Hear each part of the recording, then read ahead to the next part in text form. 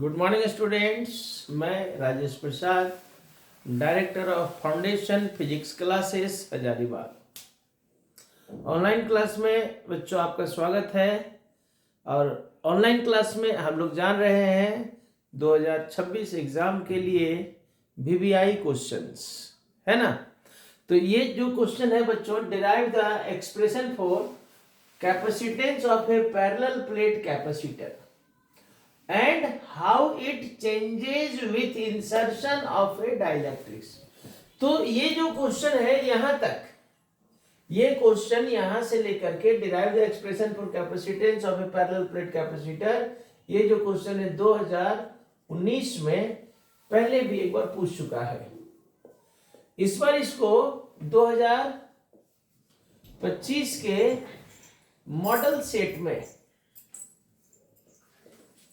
में इसको डाला है बच्चों, और इसके साथ ये एक पार्ट जोड़ दिया है, how it changes with insertion of A dielectrics. यानी कि किसी पैरेलल प्लेट कैपेसिटर के लिए उसका कैपेसिटी का एक्सप्रेशन निकालिए। Derive the expression for capacitance of A parallel plate capacitor.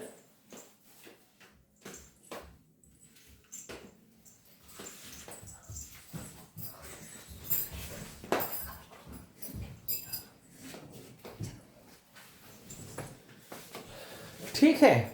और पैरेलल प्लेट कैपेसिटर के लिए कैपेसिटी का एक्सप्रेशन निकालना है, और फिर कह रहा है कि how it changes with insertion of A dielectric. यानी कि जो कैपेसिटी है वो डाइलेक्ट्रिक के इंसर्ट करने से, सम्मिलित करने से कैसा चेंज करेगा, ये जानना है। तो पहले हम लोग कैपेसिटी के लिए एक्सप्रेशन डिराइव करें। तो एक कैपेसिटर लीजिए, consider a parallel plate capacitor having two plates X and Y। चलिए दिखाइए। ये आपका पैरेलल प्लेट कैपेसिटर हो गया, जिसमें प्लेट ये X हुआ, ये प्लेट Y हुआ, और दोनों प्लेट कुछ दूरी से सेपरेट है, जिसमें Y is the condensing plate and X is the collecting plate. तो Y जब कंडेंसिंग प्लेट हो गया तो ये X जब कलेक्टिंग प्लेट हो गया, यानी कि हम जो चार्ज इसको दिए होंगे वो X में जमा होगा। कितना चार्ज दिए भाई? Let plus Q, charge given to the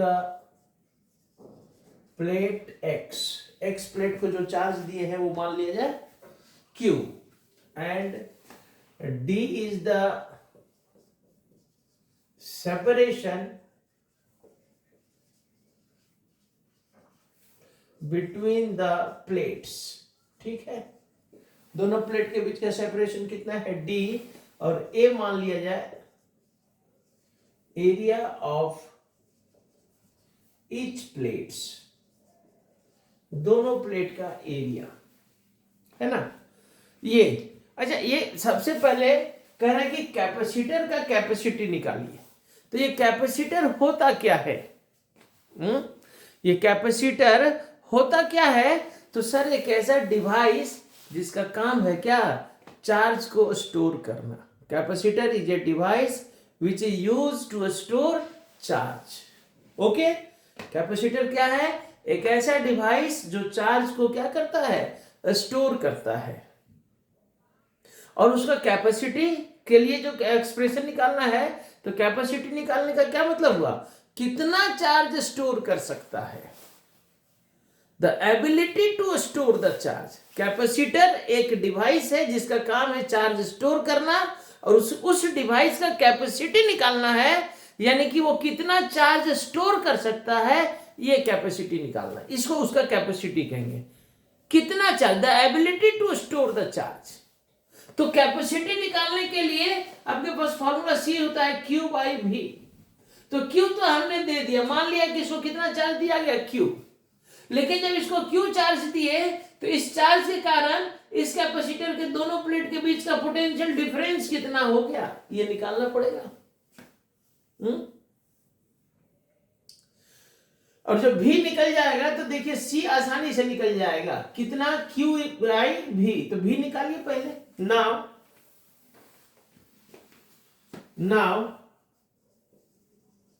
the potential difference, now the potential difference between the plates of the capacitor V is equal to, हम लोग पढ़े हुए थे, हम लोग जानते हैं एक रिलेशन V के लिए V equal to E into R, या E is equal to V by R, ये रिलेशन पढ़े थे, relation between electric field and electric potential. तो E equal to V by R, तो यहां से V इक्वल टू क्या हो जाएगा भाई, E इंटू आर। तो यहां पर R हमारा कितना है, D है, तो यहां पर ये रिलेशन क्या हो जाएगा, V equal to E into D, V equal to E into D. तो अब यानी कि अगर दोनों प्लेट के बीच का पोटेंशियल डिफरेंस निकालना है तो पहले दोनों प्लेट के बीच का इलेक्ट्रिक फील्ड जानना होगा।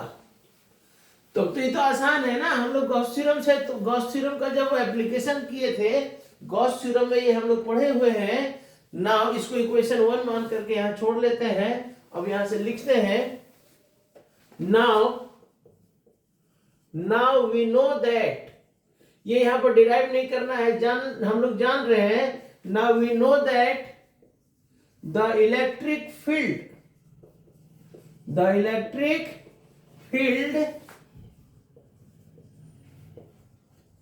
between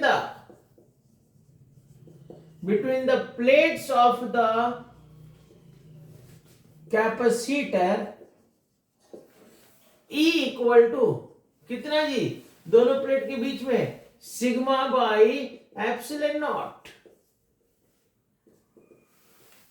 ये हम लोग वी नो दैट से काम चलाएंगे, क्योंकि ये जो एक्सप्रेशन है ये हमने गॉस थ्योरम के एप्लीकेशन में डिराइव किया हुआ है, यहां पर डिराइव नहीं करना है। तो अब देखिए, जब दोनों प्लेट के बीच का इलेक्ट्रिक फील्ड पता चल गया तो फ्रॉम 1 एंड 2, तो 1 और 2 से दोनों प्लेट के बीच का potential difference V equal to क्या हो जाएगा, sigma by epsilon nought into D. ये आपका V निकल गया। तो V निकल गया, तब देखिए capacity is equal to C by V, sorry capacity is equal to Q by V, लिखेंगे देयरफॉर कैपेसिटी ऑफ द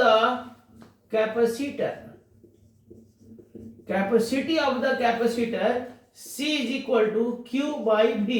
तो Q तो हमारा Q ही था, Q माने हुए हैं, और V कितना, V आया ना, ये sigma by epsilon naught into D. तो ये एप्सिलॉन नॉट ऊपर चला जाएगा, क्या हो जाएगा, Q epsilon naught by sigma D.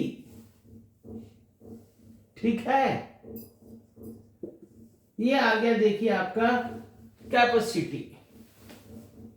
अब सर इसमें तो यहां भी छोड़ सकते हैं, लेकिन आपको पता है किसी भी एक्सप्रेशन को हम लोग उस डेटा में लाने की कोशिश करते हैं जो गिवन डेटा होता है। तो यहां पर कैपेसिटर और उसका चार्ज और उसका एरिया दिया होगा, है ना, जबकि यहां पर सिग्मा का टर्म आ रहा है, एरिया तो आ ही नहीं रहा है। तो हम जान रहे हैं सर, सिग्मा जो है सरफेस चार्ज डेंसिटी, यहां सिग्मा क्या है, Q बाई ए। तो यहां लिख देते हैं H sigma is equal to Q by A हो सकता है ना। तो इस वैल्यू को या डायरेक्ट तो यहां से लिख सकते हैं क्या, sigma equal to Q by A. तो ए इक्वल टू क्या हो जाएगा यहाँ पर, क्यू बाई सिग्मा। तो इस एक्सप्रेशन में जो क्यू बाई सिग्मा है क्या लिखा जा सकता है, तो देखिए यहां पर थोड़ा सा यहां पर जगह है, फ्रॉम 4 and 5, तो जहां क्यू बाई सिग्मा है, इस क्यू बाई सिग्मा की जगह में हम लोग ए लिख सकते हैं ना। तो सी इक्वल टू क्या आ गया, A epsilon naught by D. This is required expression.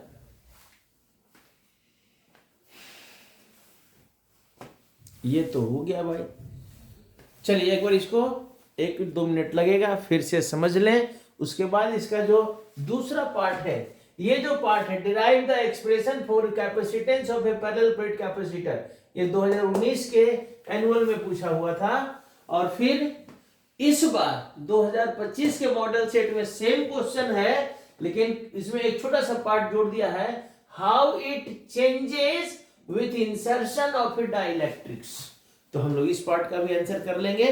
पहले ये हम लोग इस क्वेश्चन को ठीक से एक बार फिर से समझ लें। तो सबसे पहली बात कि यहां पर कह क्या रहा है, एक कैपेसिटर है, पैरेलल प्लेट कैपेसिटर, कह रहा है कि इस पैरेलल प्लेट कैपेसिटर का कैपेसिटी को निकालें। Derive the expression for capacitance of A parallel plate capacitor. अब यहां पर दो बातें जानना है कि सर ये पैरेलल प्लेट कैपेसिटर होता क्या है और उसका कैपेसिटी क्या होता है। तो पैरेलल प्लेट कैपेसिटर एक डिवाइस है जिसका काम है चार्ज को स्टोर करना।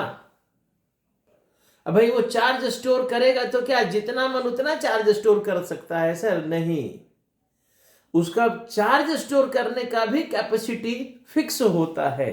तो उसी को निकालना है कि सर कोई कैपेसिटर कितना चार्ज स्टोर कर सकता है, इसको कैसे निकालेंगे, उसका एक्सप्रेशन क्या होगा। तो कैपेसिटेंस का मतलब होता है ability to store the charge, charge store करने की क्षमता। तो एक पैरेलल प्लेट कैपेसिटर यानी एक डिवाइस है जिसका काम है चार्ज स्टोर करना, उस कैपेसिटर का कैपेसिटी के लिए एक्सप्रेशन निकालना है। कैपेसिटी के लिए एक्सप्रेशन यानी वो कितना चार्ज स्टोर कर सकता है, इसके लिए एक्सप्रेशन आए समझ में। तो किसी भी कैपेसिटी के लिए क्या फॉर्मूला क्या होता है, C इज इक्वल टू होता है Q बाई V, ये फॉर्मूला है किसी भी कंडक्टर के कैपेसिटी को निकालने का, चाहे किसी भी कैपेसिटर के कैपेसिटी को निकालने का। अब इस फॉर्मूला से ही हम लोगों को एक पैरेलल प्लेट कैपेसिटर का कैपेसिटी निकाल देना है।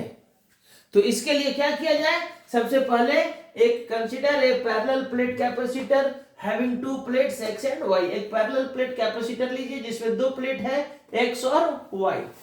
अब जब ये दो प्लेट हो गया तो इसमें से एक हमारा कंडेंसिंग प्लेट होगा यानी जिसको अर्थिंग करके रखेंगे, और दूसरा कलेक्टिंग प्लेट होगा यानी जिसको चार्ज देंगे।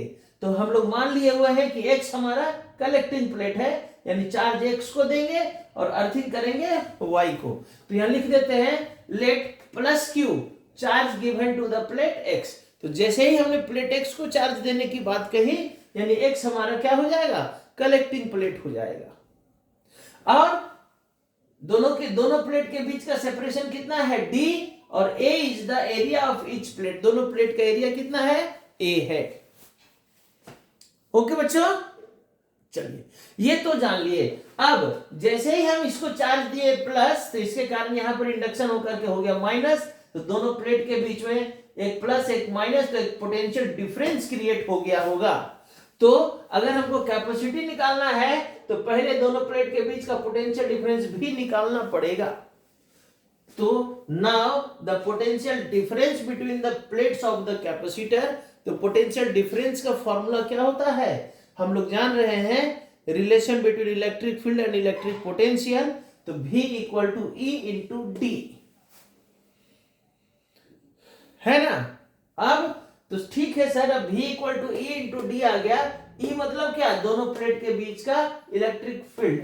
तो इसको हम लोगों ने गॉस थ्योरम के एप्लीकेशन में डिराइव किया था। तो वी नो दैट, इसलिए जो कि ये पहले से डिराइव हो चुका है, तो यहां पर लिखना पड़ेगा we know that the electric field between the plates of a capacitor, दोनों कैपेसिटर के बीच का जो कैपेसिटर के दोनों प्लेट के बीच का जो इलेक्ट्रिक फील्ड है, हम जान रहे हैं कितना होगा, सिग्मा बाई एप्सिलॉन नॉट। ठीक है, सिग्मा बाई एप्सिलॉन नॉट। अब इस E के वैल्यू को यहां पर इक्वेशन 1 में पुट करेंगे, हमारा भी निकल जाएगा sigma by epsilon nought into D, आएगा ना। अब हमारा भी निकल गया, तो कैपेसिटी देखिए कितना आसानी से निकल जाएगा। Therefore capacity of the capacitor C is equal to Q by V। तो C, Q तो Q है, और V के जगह में sigma by epsilon nought into D put करा दिए। अब यहां से ये एप्सिलॉन नॉट ऊपर, यहां बचेगा Q by sigma into D. लेकिन हम जान रहे हैं sigma is equal to Q by A, तो A इक्वल टू यहां क्या हो जाएगा, Q बाई सिग्मा। A को यहां भेज देंगे, तो यहां Q बाई सिग्मा को हम लोग क्या लिख सकते हैं, A epsilon naught by D. आ गया एक्सप्रेशन। अब सर कह रहा है कि अगर दोनों प्लेट के बीच में एक डाइलेक्ट्रिक डाल दिया जाए, दोनों प्लेट के बीच में एक डाइलेक्ट्रिक मीडियम डाल दिया जाए, तब क्या हो जाएगा सर, तब हमारा इलेक्ट्रिक फील्ड जो है ये चेंज कर जाएगा। कैसे होगा, चलिए इसको देखा जाए, है ना। तो हम मिटाते हैं, तब तक वीडियो को 2 सेकंड के लिए पॉज करते हैं। चलिए, आपका वीडियो में फिर से स्वागत है बच्चों।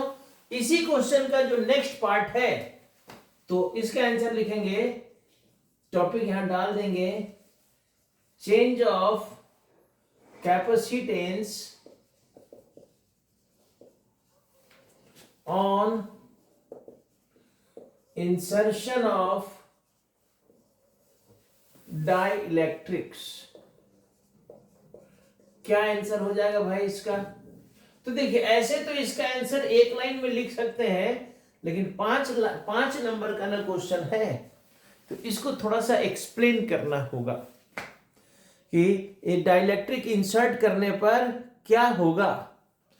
तो यहां पर थोड़ा सा एक ऐसा पैरेलल प्लेट कैपेसिटर दिखाएंगे, फिर से नया फिगर बना करके, ये टॉपिक डाल करके।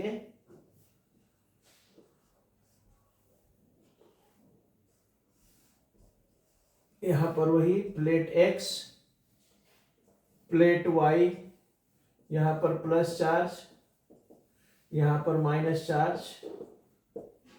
लेकिन यहां पर अब दिखाएंगे कि यहां पर हमने एक dielectric slab, dielectric medium, dielectric medium insert कर दिया। तो लिखेंगे on inserting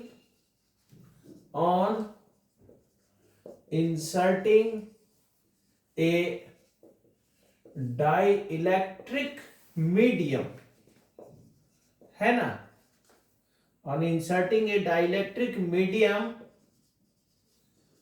between the plates, the electric field between the plates becomes E equal to sigma by d epsilon naught। ये हो जाएगा दोनों प्लेट के बीच का इलेक्ट्रिक फील्ड। ठीक है, देयरफॉर V इक्वल टू क्या, E into D, that is sigma by D epsilon nought into small D, जहां पर D क्या है, D is the dielectric constant, dielectric constant. ये आपका भी निकल गया भाई। तो जब भी निकल गया, therefore C equal to, therefore C equal to Q by V, then Q और V कितना आ गया, sigma into D by D epsilon naught, then C equal to ये D Q into D epsilon naught by sigma D. तो फिर से यहां से Q बाई सिग्मा, तो यहां डायरेक्ट लिखते हैं ना, H Q by sigma equal to A, therefore C is equal to A epsilon nought into D by D. तो हम यहां पर लिख सकते हैं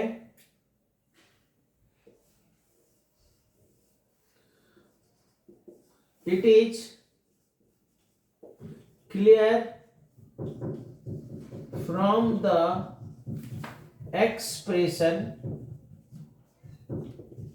that on inserting a dielectric, the capacitance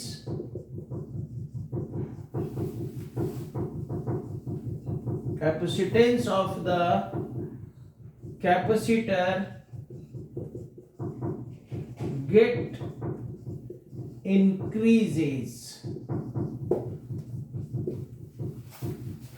ये था आपका सेकेंड पार्ट का आंसर। चलिए इसको थोड़ा सा फिर से समझ लें क्या कह रहा है। तो क्वेश्चन पहला पार्ट तो हम लोग देखें, सेकेंड पार्ट में कह रहा है कि अगर उस कैपेसिटर का, जिसका हम लोग कैपेसिटी निकाले, तो अगर उसके अंदर में एक डाइलेक्ट्रिक मीडियम इंसर्ट करा दिया जाए, यानी कि दोनों प्लेट के बीच में जो अभी एयर हम लोग मान करके कैपेसिटी निकाले, अगर उस एयर को एक डाइलेक्ट्रिक मीडियम से रिप्लेस करा दिया जाए, एक डाइलेक्ट्रिक मीडियम इंसर्ट करा दिया जाए, तब उसके कैपेसिटी पर क्या प्रभाव पड़ेगा। तो जैसे ही हम लोग एक डाइलेक्ट्रिक मीडियम इंसर्ट करेंगे ना, तो ये बीच का जो इलेक्ट्रिक फील्ड है चेंज कर जाएगा। दोनों प्लेट के बीच में जो इलेक्ट्रिक फील्ड है ये चेंज कर जाएगा। कितना चेंज करेगा, तो electric field become sigma by D epsilon not. और जब इलेक्ट्रिक फील्ड चेंज करेगा तो पोटेंशियल चेंज करेगा। पोटेंशियल कितना हो जाएगा, E इंटू डी। तो E का वैल्यू कितना, sigma by D epsilon nought into D. ठीक है, ये हमारा भी निकल गया। तब देखिए कैपेसिटी इक्वल टू क्या, C equal to Q by V। भी हमारा निकला हुआ है, यहां से आ गया, ये डी एप्सिलॉन नॉट ऊपर, सिग्मा डी रह गया। और अभी हम लोग अभी पिछला इसी का फर्स्ट पार्ट में जाने हैं, Q by sigma equal to A। तो फाइनली एक्सप्रेशन क्या हो जाएगा, ये Q बाई सिग्मा A हो गया, A epsilon nought into D रह गया by D, A epsilon not D by D. यानी कि मतलब यहाँ क्या पता चल रहा है, यहां से क्या पता चल रहा है बताइए, कि जब डाइलेक्ट्रिक मीडियम डाले तो ये जो ओरिजिनल एक्सप्रेशन था इसमें d टाइम्स इनटू हो गया। d टाइम्स इनटू हुआ ना, तो वही चीज तो लिख रहे हैं कि it is clear from the expression that on inserting a dielectric the capacitance of the capacitor get increases. Capacitor का जो कैपेसिटेंस है वो क्या हो जाएगा, इंक्रीज कर जाएगा। तो बच्चों ये ऐसे 2019 में आया हुआ है, और आपके मॉडल सेट में भी ये इस बार है 2026 के मॉडल सेट में। तो इसको आप जरूर लिख के प्रैक्टिस कीजिए, क्योंकि ये एक इंपॉर्टेंट क्वेश्चन होता ही है, इंपॉर्टेंट है, प्लस मॉडल सेट में है, तो इसका चांस बनता है। इसको जरूर प्रैक्टिस कीजिए, ठीक है। अब हम लोग इसी वीडियो में एक और क्वेश्चन इस कैपेसिटर से आया हुआ है, energy stored in a capacitor, उसको भी जान ले, और ये लेसन आज हमारा कंप्लीट हो जाएगा। तो हम मिटाते हैं, तब तक के लिए वीडियो को पॉज कर। वीडियो में फिर से स्वागत है आपका बच्चों, और ये दूसरा क्वेश्चन है इस वीडियो में। और ये क्वेश्चन जो है यहां तक ये जो है 2017 में 2017 में ये क्वेश्चन पूछा हुआ है यहां तक। और एक साल यहाँ भी पूछा हुआ है, वो क्वेश्चन बैंक में प्रिंट नहीं है ईयर, तो इसलिए इसको ये अभी फिलहाल में भी एक बार पूछा हुआ है, लेकिन यहां तक 2017 में पूछा हुआ है और इसमें ये जोड़ करके अभी इधर फिलहाल में पूछा हुआ है। तो काफी इंपॉर्टेंट है ये भी इस बार के लिए, क्योंकि अगर 2017 में ही मान लीजिए प्रिंट नहीं है तो 2017 में ही अगर पूछा है तो इधर 6-7 साल से नहीं पूछा है, तो ये काफी इंपॉर्टेंट बनता है। देखिए जितना भी इंपॉर्टेंट क्वेश्चन है उसी को इस ऑनलाइन क्लास में आपके लिए डील किया जा रहा है। कोई भी ऐसा क्वेश्चन नहीं है जिसको कि हम लोग जो आपके लिए बेकार हम लोगों ने एक्सप्लेन किया, ठीक है। एक क्वेश्चन को हमने रिपीट कर दिया जो 2025 में भी पूछा था, गॉसेस थ्योरम का एप्लीकेशन स्फेरिकल सेल वाला। तो चलिए मान लीजिए आप उसको स्किप कर सकते हैं क्योंकि 2025 में भी वो पूछा है, ठीक है। लेकिन बाकी सारा क्वेश्चन है ना,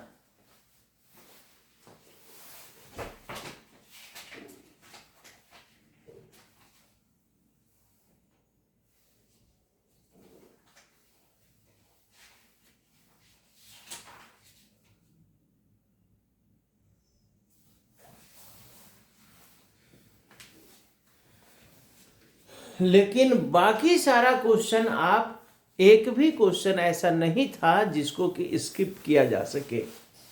quantization of charge, conservation of charge, property of charge, Coulomb's law, electric field, field intensity, dipole का axial line, equatorial line, torque,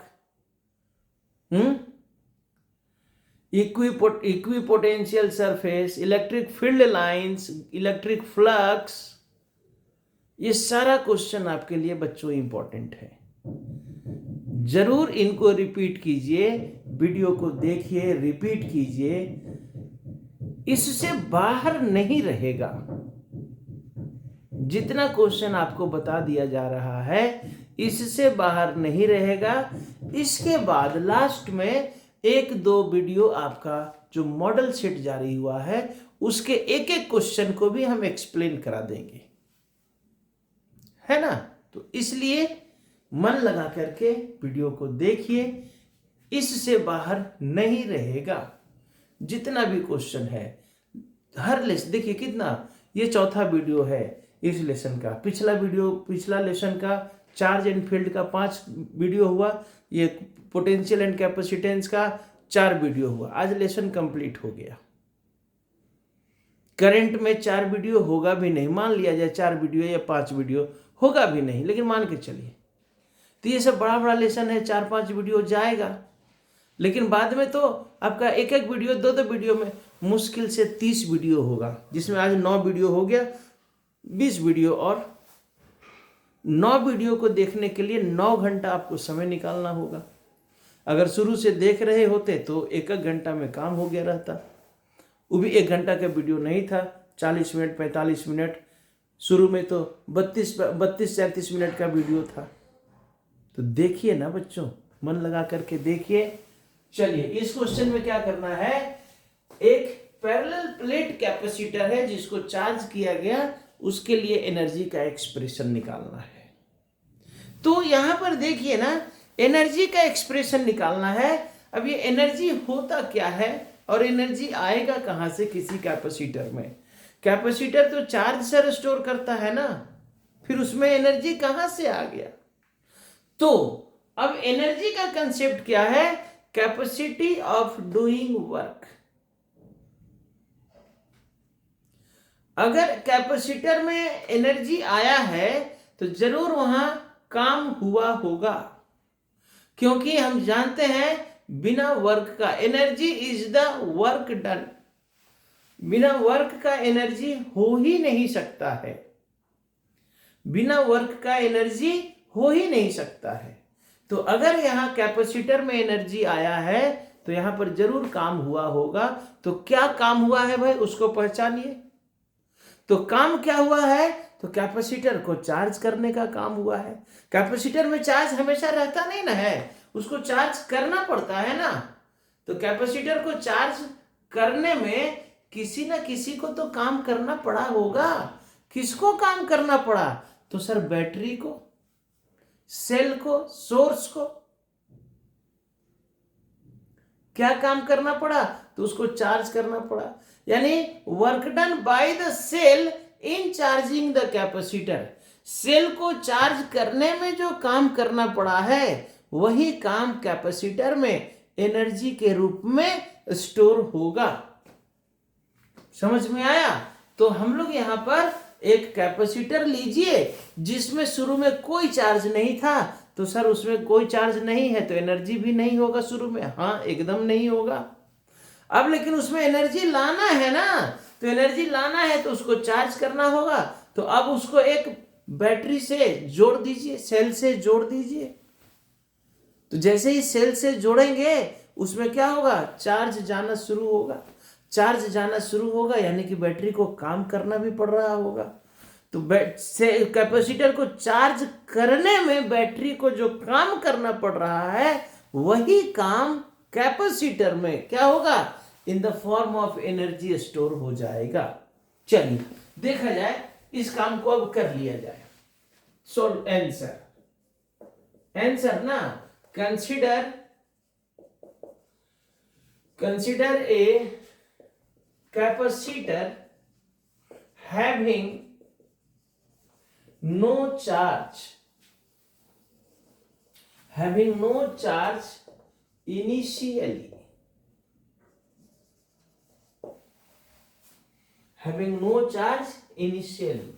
now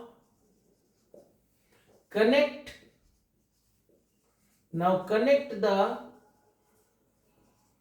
capacitor with a cell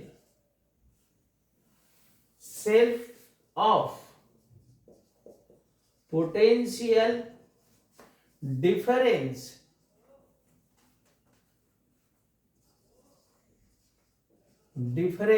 V. Due to this the capacitor starts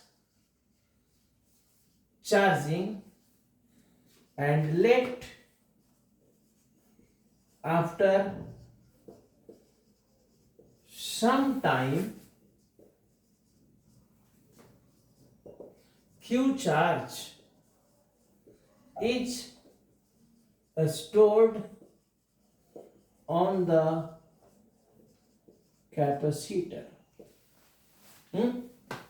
So work done by the cell in charging the capacitor from 0 to Q, W is equal to integration from 0 to Q V dQ। बस हो गया, ये main concept था। तो V dQ, ये equation 1, H Q is equal to CV, तो V equal to यहां क्या हो जाएगा sir, Therefore V equal to Q by C। अब इस वैल्यू को, चूंकि यहाँ वेरिएशन चार्ज का होना है, इसलिए इस V को हम लोग चार्ज में चेंज किए।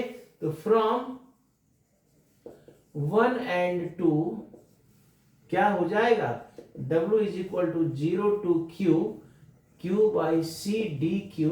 यहाँ पर जो C है क्या है, कांस्टेंट कैपेसिटेंस, तो 1 बाई C 0 से Q dQ। तो इसका क्या इंटीग्रेशन हो जाएगा, 1 by C Q square by 2 0 से Q। तो फाइनली क्या हो जाएगा, 1 by C Q square by 2 minus 0 square by 2, यानी कि W is equal to Q square by 2c। अब ये जो काम करना पड़ा है किसको, सेल को, दिस वर्क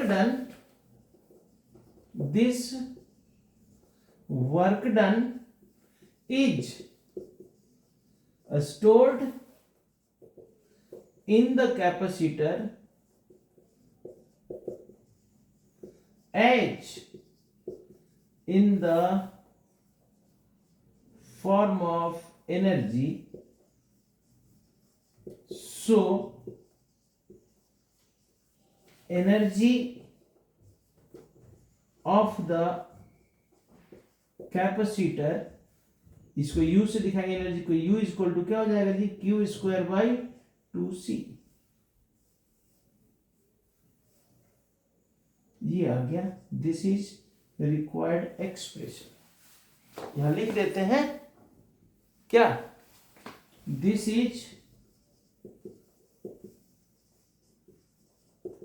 रिक्वायर्ड एक्सप्रेशन। आई बात समझ में? चलिए, बात समझ में आ गई तो अच्छी बात है, फिर से एक बार रिपीट कर ले हम लोग। तो जैसा कि अभी बताए, यहां पर टॉपिक क्या है, एक पैरेलल प्लेट कैपेसिटर है आपके पास, हमको उसका एनर्जी, अभी पिछले क्वेश्चन में हम लोग कैपेसिटर का कैपेसिटी निकाले थे। तो ठीक है, उसने चार्ज कितना स्टोर किया, ये उसका कैपेसिटी, लेकिन चार्ज स्टोर हुआ तो ये चार्ज जो है, इस चार्ज के कारण उसमें एक एनर्जी भी स्टोर होगा। चार्ज स्टोर हुआ तो चार्ज के कारण उसमें काम करने का क्षमता आ गया, काम करने का क्षमता आ गया, यानी कि उसमें एक एनर्जी भी स्टोर हुआ। तो कितना एनर्जी स्टोर हुआ, अगर हम किसी कैपेसिटर में क्यू चार्ज दे देते हैं तो इस क्यू चार्ज के कारण उसमें कितना एनर्जी स्टोर हुआ होगा, है ना। तो एनर्जी निकालने के लिए तो डायरेक्ट तो चार्ज से तो एनर्जी नहीं निकलेगा, एनर्जी निकलेगा वर्क डन से। अब आप यहां पता कीजिए कि जो इसको चार्ज दिया क्यू, कौन चार्ज दिया भाई, बैटरी, सेल, सोर्स। जब इसको हम लोग सोर्स से, बैटरी से या सेल से जोड़ेंगे तब ना इसमें चार्ज आया। ठीक है, चार्ज तो जमा हुआ, लेकिन इस चार्ज के कारण इसमें काम करने का क्षमता भी तो आया। तो काम करने का क्षमता आया यानी कि इसमें एक एनर्जी भी आया होगा। कितना एनर्जी, तो कितना एनर्जी इस बात का पता चलेगा अब जब हम लोग बैटरी का या सेल का वर्क डन निकालेंगे कि सेल को कितना काम करना पड़ा है, सेल को कितना काम करना पड़ा इसको चार्ज करने में। तो इसके लिए क्या किया गया, consider a capacitor having no charge initially. मान लेते हैं शुरू में कैपेसिटर जिसमें कोई चार्ज नहीं है, कोई चार्ज नहीं है तो एनर्जी भी नहीं है। Now connect the capacitor with a cell of potential difference V। एक बैटरी V वोल्ट का बैटरी लेकर के उसको कैपेसिटर से जोड़ देते हैं। जैसे ही जोड़ेंगे, due to this the capacitor starts charging, यानी उसमें चार्ज होना शुरू हो जाएगा। चार्ज होना शुरू होने का मतलब चार्ज स्टोर होना शुरू हो जाएगा। एंड लेट, मान लेते हैं after some time Q charge is stored on the capacitor.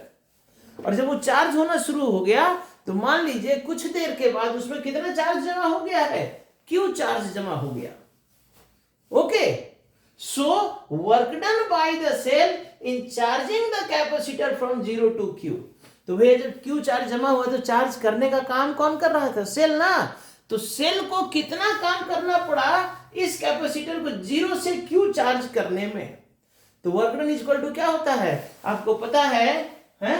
आपको पता है potential is equal to work done by charge, then work done is equal to क्या होगा, V into Q.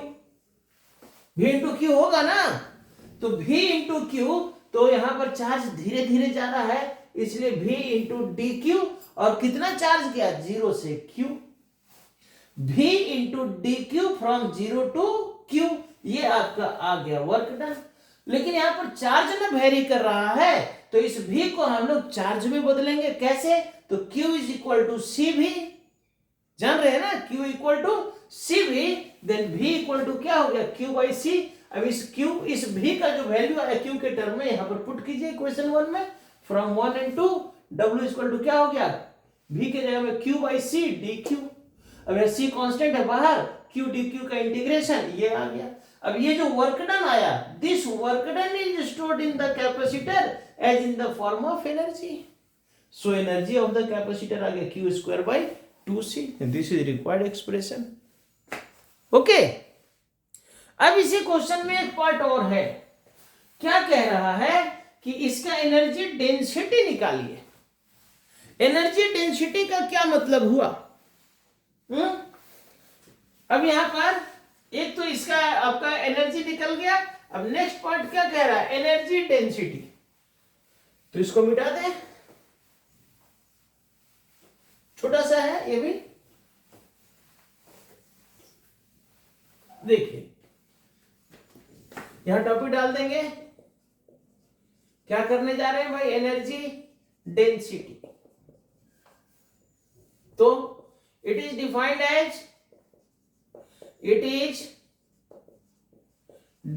As the energy per unit volume. Energy per unit volume है ना। तो therefore energy density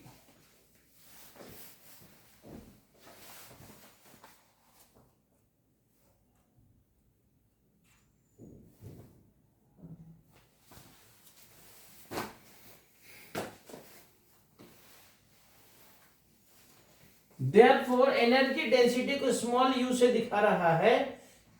U is equal to energy per unit volume. क्या? तो therefore energy कितना आया भाई? Q square by 2c into volume. बस solve कीजिए इसको, क्या हो जाएगा? U is equal to Q square और 2 कैपेसिटी ऑफ द कैपेसिटर कितना आया? A epsilon naught by T, और volume between the space of the capacitor, इसका वॉल्यूम क्या हो जाएगा? तो area of the plate into distance, यानी A इंटू डी। देखिए तो ये D से D कैंसिल हुआ, देन U इक्वल टू क्या बच गया? Q square by 2a square epsilon naught. अब Q square by A square H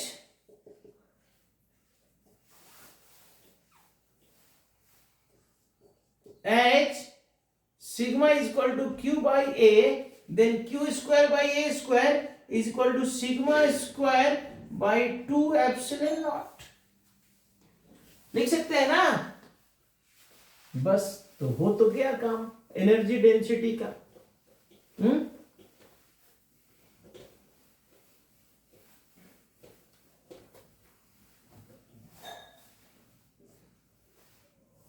क्या हो जाएगा भाई यहां से? तो इसमें थोड़ा सा एक कॉमन सेंस और कर लें, और क्या हो गया? U is equal to sigma square by 2 epsilon naught है। एक बार एप्सिलॉन नॉट से इनटू करके एक बार एप्सिलॉन नॉट से डिवाइड कर दे, इक्वेशन में कोई चेंज आएगा क्या? नहीं आएगा। तो क्या हो जाएगा? ये हमारा क्या मिल जाएगा? Sigma square epsilon naught by 2 epsilon naught square. और देखिए ना क्या मिल गया? हाफ एप्सिलॉन नॉट, और यहां बच गया सिग्मा बाई एप्सिलॉन नॉट का whole square. And what this is? What this is the electric field between, दोनों प्लेट के बीच का इलेक्ट्रिक फील्ड कितना हो रहा था? Sigma by epsilon naught. Then energy density is equal to half epsilon naught into E का square.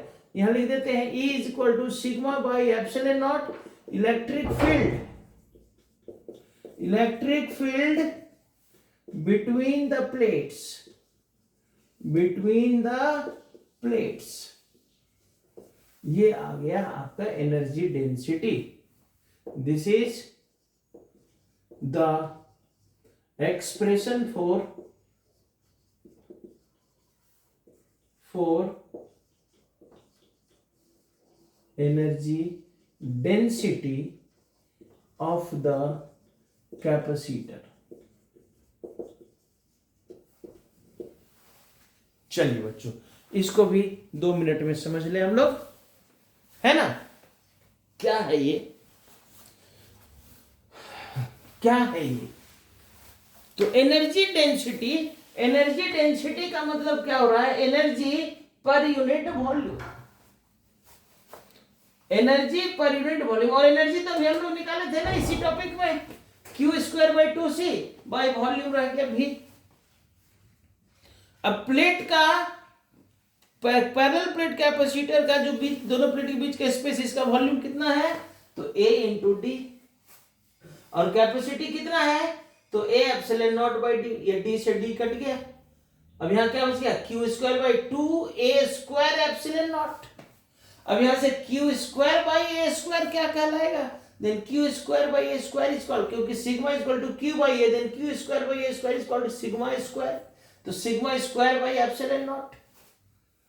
अभी sigma square by epsilon naught में थोड़ा सा हम लोगों ने क्या किया, इसको एक नए टर्म इलेक्ट्रिक फील्ड में लाने के लिए हम देख रहे हैं कि एक एप्सिलॉन नॉट है, एक एप्सिलॉन नॉट और होता तो sigma square by epsilon naught square हो जाता। तो एक बार एप्सिलॉन नॉट से डिवाइड करके इनटू कर दिए, यहां हो गया एप्सिलॉन नॉट स्क्वायर और ये एप्सिलॉन। तो sigma square by epsilon naught square को हम लोग सिग्मा बाई एप्सिलॉन का होल स्क्वायर कर सकते हैं। And this is what? This is the electric field and this expression is known as energy density of the capacitor. तो बच्चों ये आपका 2 चैप्टर आज कंप्लीट हुआ। पहला था इलेक्ट्रिक चार्ज एंड फील्ड, उसमें कुछ क्वेश्चन था, और दूसरा था इलेक्ट्रिक पोटेंशियल एंड कैपेसिटेंस, इसमें कुछ क्वेश्चन था। दोनों लेसन मिलाकर के 9 वीडियो हुआ। नेक्स्ट अगले दिन से आपका करंट इलेक्ट्रिसिटी का वीडियो जाएगा, है ना?